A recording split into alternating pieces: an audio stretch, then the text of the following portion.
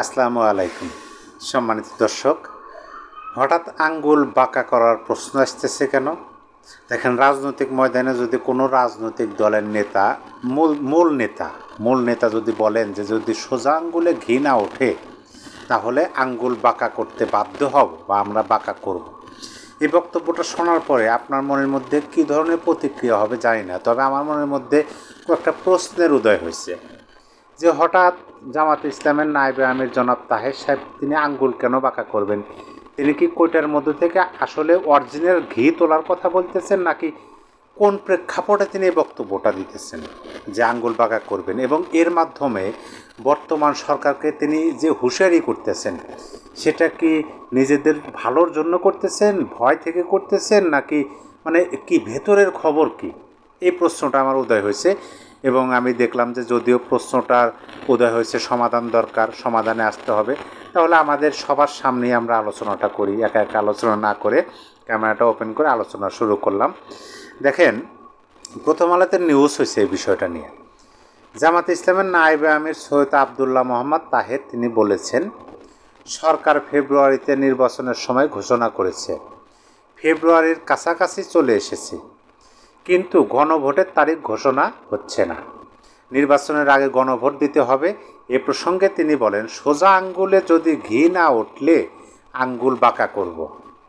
স্পষ্ট ভাষায় তিনি কিন্তু আজকে বলছেন এই কথাটা। আজ বৃহস্পতিবার দুপুরে রাজধানীর পল্টন মোড়ে বিক্ষোভ মিছিল পরবর্তী সমাবেশে সৈয়দ আবদুল্লাহ মোহাম্মদ তাহের এই কথা বলেন। আজকে হচ্ছে নভেম্বরের 6 তারিখ, রোজ বৃহস্পতিবার। এখন তো এই নিউজের মাধ্যমে আমরা বুঝতে পারলাম যে তিনি কেন আঙ্গুল বাঁকা করতে চেয়েছেন, মানে ওই ঘিয়ের সাথে তুলনা করছেন যে আপনি যদি সোজাসুজি জাতীয় সংসদ নির্বাচনের যে তারিখ দিচ্ছেন ফেব্রুয়ারিতে, তার আগে গণভোটের তারিখ ঘোষণা না করেন আর গণভোট আয়োজন না করেন, তাহলে জামাত ইসলাম কী করব? সোজা আঙ্গুল আছে, আঙ্গুলটা বাঁকা করব। কেন বাঁকা করবেন? যে গণভোট ছাড়া তাদের কোনো উপায় নাই, এই জন্যই তো। তাছাড়া তো তাদেরই সমর্থিত এই সরকার, আর তারাই বলেন যে এই সরকার হচ্ছে নিরপেক্ষ সরকার। এই কথাটা কিন্তু জামাতই বলে যে এই সরকার নিরপেক্ষ সরকার। আর বাংলাদেশের বর্তমান রাজনৈতিক মহলে কিন্তু এই কথাটারও প্রচলন আছে যে ক্ষমতার সবচেয়ে বেশি কাছাকাছি অবস্থানে গ্রহণ করছে জামাত ইসলাম। এখন এত ক্ষমতার কাছাকাছি অবস্থান করে ক্ষমতার সুযোগ সুবিধা নিয়ে নিজেরাই সরকার নিয়োগ দিয়ে যদি এখন নিজেরাই বলেন যে আঙ্গুল বাঁকা করবেন, তাহলে তো ভিতরে অবশ্যই কোনো না কোনো কাণ্ড আছে, কাজ আছে। এখন আপনাদেরকে বলি, তারা গণভোট কী জন্য চাচ্ছেন? গণভোট চাচ্ছেন জুলাই সনদের জন্য, যে একটা গণভোট হবে জুলাইয়ের পক্ষে এবং বিপক্ষে, মানে হ্যাঁ না। জুলাই সনদে যতগুলো পয়েন্ট আছে সেই পয়েন্টগুলো আপনার পড়ার দরকার না। আপনি যার জুলাই সনদের পক্ষে কি আপনি না অথবা হ্যাঁ আপনার মতামত জানাবেন, আপনার ভেতরে পড়ার দরকার নাই। এরকম একটা পরিবেশ তৈরি করে জুলাই সনদের একটা নির্বাচন করবেন হ্যাঁ না, এবং এই হ্যাঁ না নির্বাচনের মাধ্যমে জুলাই সনদকে তারা পাশ করাবেন। এখন পাশ করালে কি হবে? পাশ করালে জুলাই সনদের যে নিয়ম কানুন লেখা আছে এগুলাই হবে সংবিধান, মানে 72-এর সংবিধান সেটা অটো স্থগিত হয়ে যাবে। জুলাই সনদ অর্থাৎ সংবিধান 2025 তারা প্রণয়ন করবেন। এখন একা একা তো তারা পারতেছেন না, সেজন্য জনগণের একটা মানে লোক দেখানো হোক, যেভাবেই হোক একটা লাগবে। যদিও সরকার মানে বিভিন্ন রাজনৈতিক দল বলতেছেন যে আপনারা জাতীয় সংসদ নির্বাচনের যে দিন হবে ওই দিনে আপনারা হা না ভোট করেন, কিন্তু তারা তা করবেন না। তারা চাচ্ছেন যে জাতীয় সংসদ নির্বাচনটা যেন এই জুলাই সনদের আন্ডারে হয়, জুলাই সনদের আওতায় হয়। আর যদি জুলাই সনদ যদি আপনার জাতীয় সংসদ নির্বাচন একই দিনে হয়, তাহলে তো এই নির্বাচনটা হবে বর্তমান বাংলাদেশের সংবিধান অনুযায়ী। আর বর্তমান বাংলাদেশের সংবিধান অনুযায়ী কি? বর্তমান সরকার অবৈধ সরকার, অসাংবিধানিক সরকার। এখন অসাংবিধানিক সরকার যদি যাই করুক, সংস্কার বলেন আর যাই করুক, সংশোধন সব কিছু কিন্তু অবৈধই হবে। যারা নির্বাচিত হবেন জাতীয় সংসদ নির্বাচনে, তারা সংসদে গিয়া যদি এই সরকারের কাজকর্মগুলোকে বৈধতা দেন, তাহলে বৈধতা পাবে, না হলে বৈধতা পাবে না, এটা তারা জানেন। এখন কেন তারা এই সরকারকে বৈধতা দেওয়ার জন্য উঠে পড়ে লাগছেন?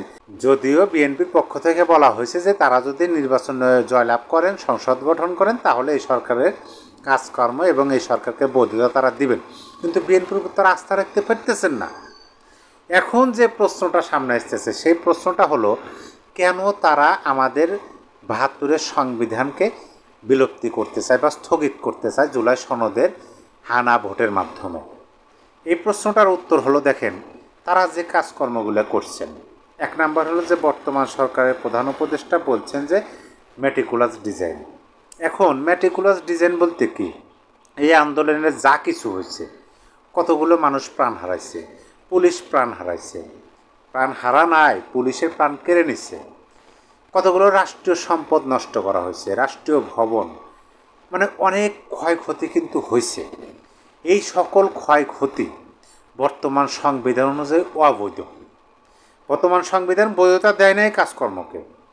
এখন এই কাজকর্ম করে আন্দোলনটা সফল হলো। সফল বলতে আওয়ামী লীগ সরকারকে ক্ষমতাচ্যুত করতে সফল হলো। সফল হওয়ার পরে বর্তমান সরকার গঠন হলো, নিয়োগ করলো ছাত্ররা। ছাত্ররা কারা? এই জামাতি তো বর্তমানে সবচেয়ে ক্ষমতার কাছাকাছি আছে, বড় বড় রাজনৈতিক নেতারাই বলেন। এখন সকল কিছুতেই সংবিধান অনুযায়ী অবৈধ।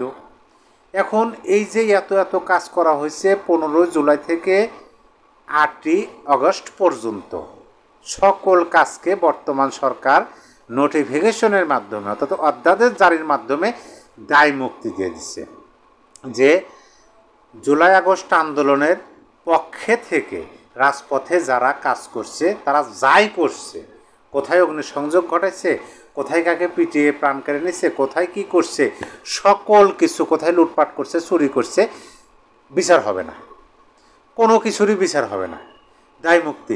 এমনকি ভিকটিম যিনি এই কাজকর্মের শিকার হয়েছেন, যেমন ধরেন আমি রংপুরের একটা উদাহরণ আপনাদেরকে দিতে পারি। একজন পুলিশ কনস্টেবল, তিনি মারা গেছেন এই জুলাই আগস্ট আন্দোলনে, তার প্রাণ কেড়ে নিছে এই জুলাই যোদ্ধারা। সেই পুলিশ কনস্টেবলের স্ত্রী তার নিকটবর্তী থানায় মামলা করছিলেন, থানা মামলাটা নিয়েছিলেন, যেহেতু তাদেরই সহযোদ্ধা ছিল, পুলিশ তো অবশ্যই নেবে। এইটা দেখার পর রংপুরে যে সেখানে তখনকার সময় বৈষম্য বিরোধী ছাত্র আন্দোলনের যে নেতারা, তারা তো হুঙ্কার দিয়ে উঠলেন, যেটা কেমন কথা, সরকারের পক্ষ থেকে দায় মুক্তি দেওয়া হয়েছে, পুলিশ মামলা নিতেছে, তাহলে তো তারা ফেসে যাবেন, হুঙ্কার দিলেন। এইদিকে আইন উপদেষ্টা বললেন যে না, মামলা নেওয়া যাবে না, ইন্ডেমনিটি দেওয়া হয়েছে, মামলাটা কিন্তু পরবর্তীতে বাতিল হয়ে গেছে। তার মানে কি আপনি আইনের দ্বারস্থ হতে পারবেন না। একজন পুলিশ মারা গেছে, তার পরিবার তার স্বজন হারানোর জন্য বিচারও চাইতে পারবেন না, এরকম একটা পরিবেশ। এই বিষয়গুলোকে সম্পূর্ণরূপে বৈধতা দেওয়ার জন্য জুলাই সনদ বাস্তবায়ন দরকার। জুলাই সনদের কি বলে হ্যাঁ ভোট দরকার, জনগণের ম্যান্ডেট দরকার। কিন্তু জনগণ তো ওই হ্যাঁ না ভোটের জন্য প্রস্তুত না। জনগণ তো নিজের পছন্দের প্রতিনিধিকে ভোট দেওয়ার জন্য প্রস্তুত ছিল, সেইটা না। এখন কি ওইটা পরে? আগে হ্যাঁ না ভোট দেন, দিয়ে তাদের অপকর্মগুলোর আপনি স্বীকার মানে বৈধতা দেন, জনগণের উদ্দেশ্যে এইটা বার্তা। এখন এইটা যদি এই সরকার না করেন, আরেকটা বিষয় আপনাদেরকে বলি, সরকার তো যাই হোক, সরকার দেশবিরোধী সরকার হোক বা দেশের পক্ষে সরকার হোক, তাদেরকে অনেক কিছু বিচার বিশ্লেষণ করতে হয়। এখন আপনি এই যে জুলাই সনদের হ্যাঁ না ভোট করবেন, এইটার জন্য কিন্তু খরচ আছে। আর আপনি যদি ওই জাতীয় সংসদ নির্বাচনের দিন একই দিনে করেন, তাহলে একই খরচে কিন্তু হয়ে যেতেছে। আর যদি আপনি দুই দিনে করেন, আগে পাশে করেন, তাহলে কিন্তু দুইটার জন্য দুই ধরনের খরচ হয়ে যেতেছে। এটা সরকারকে দেখতে হবে। সরকার আদানি গ্রুপের বিদ্যুৎ বিল দিতে পারতেছে না। আদানি গ্রুপ বলতেছে যে আপনারা 10 তারিখের মধ্যে বিদ্যুৎ বিল সম্পূর্ণ পরিশোধ না করলে 11 তারিখের মধ্যে কাট হবে। সরকার বিভিন্ন বকেয়া বিল পরিশোধ করতে পারতেছে না, আর আপনার জন্য হাজার হাজার কোটি টাকা খরচ করে হানা ভোট করতে হবে, এটাও বিবেচনা করতেছে সরকার। এখন এর জন্য নিজেদের নিয়োগকৃত সরকারকে নিজেরাই বলতেছে আপনারা যদি জাতীয় নির্বাচনের আগে যদি গণভোট না দেন, তাহলে আঙ্গুল বাঁকা করব। এখন তারা আঙ্গুল বাঁকা কীভাবে করবেন তারাই জানেন।